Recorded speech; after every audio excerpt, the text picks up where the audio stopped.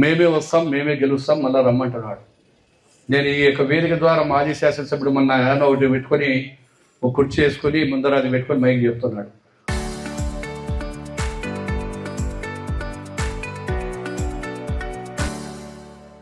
నువ్వు రిజైన్ చేసిరా తెలుసుకుందామంట. అంటే నీవు రిజైన్ చేసిరామంటే నువ్వు ఎప్పుడు చెప్తే అప్పుడు రానికి ఏమన్నా ప్రజాస్వామ్యమా, రాజ్యాంగమా, ఇది ఏమన్నా? నీకు అయిపోయింది. మొన్న ఓడగొట్టినా, నిన్ను దుబ్బులు లేపేసి పక్కన వనబెట్టినా. మళ్ళీ 29కి ఏమైనా పైలవానం అవుతావు రా, ఆ రోజు చూసుకుందాము. 29 ఛాలెంజ్ చేసి చూసుకుంటా. అది కాదంట, నేను ఇండిపెండెంట్ ఇప్పుడు రావాలంటే ఆయన మీద పోటీ చేయాలంట. మళ్ళీ చెప్పి మళ్ళీ పడిపోతానే మళ్ళీ గెలుస్తాను, మళ్ళీ గెలిస్తే మళ్ళీ రా, మళ్ళీ గెలబడతా.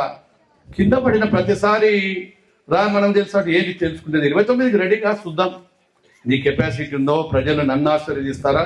అది నా చేతిలో ఉండేది కాదు, ప్రజలు ఆశీర్వదిస్తారు. ఏమనంటే డెవలప్మెంట్ సెంటర్లో నేనేం చెప్పినా, అయ్యా అభివృద్ధి మీద సవాలు, నువ్వు వైట్ పేపర్ పెట్టు.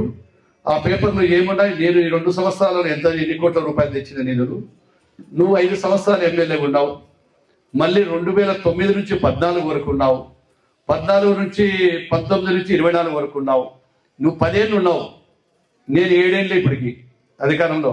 7 ఏళ్లలో ఏ గ్రామానికైనా పోదాం, ఎక్కడికైనా పోదాం. నేను రికార్డు పరంగా మొత్తం నేను రేపు పేపర్ రిలీజ్ చేస్తాను. త్వరలో మా అధికారులకు కూడా చెప్పాను, రిలీజ్ చేస్తాను. నువ్వు యా ఊళ్ళో నాకంటేనో లేకుంటే ఎంత సంబంధం ఉందో రికార్డులు అయితే తారుమారు చేయబోయే సవాల్ వేస్తుంటే నువ్వు ఎస్పీకి దగ్గర పర్మిషన్ తీసుకో. ఎస్పీకి దగ్గర పర్మిషన్ తీసుకో. కత్తులు తిప్పనికా, ఇవాళ కత్తులు తిప్పగానే కింద పడి నువ్వు ఇంకా దొబ్బుకొని నేను చూస్తావు నన్ను. ప్రజలు ఎవరు గెలిపియాలా, ఏం సమయంలో గెలిపాలో రేపు 29కి రెడీగా ఉండు రా. ఎక్కడికైనా ఎప్పుడైతే ఉంది ప్రజా జీవితంలో ఓటమి గెలుపులు అందరికీ ఉంటాయి. ఎక్కడ తప్పుడు పనులు చేయం మేము. మీ నాయకులు లెక్క ఆడబడితే ఆడ ఊళ్ళో పడి ఊళ్ళో ఆంబోతుల లెక్క తిరగలే. మా వాళ్ళు ఇప్పటికి కూడా ఏదైనా ఉంటే పద్ధతిగానే ఉంటారు.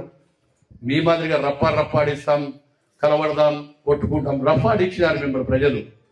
154 నుంచి 151 నుంచి 11 సీట్లకు ప్రతిపక్షానికి కూడా దక్కకుండా పోయింది.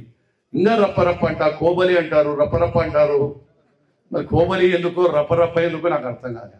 ఆయన యాడికి పోయినా ఒక సమస్య లాగే తెలుసుకుంటే మీరు చూసుకుందామని. అట్టదానికి కూడా భయపడేదేమి ఉండదు. చూసినారు 5 ఏళ్ళు మీ శక్తి ఉన్న కాడికి మీరు ఎన్ని కావాలని చేసినారు.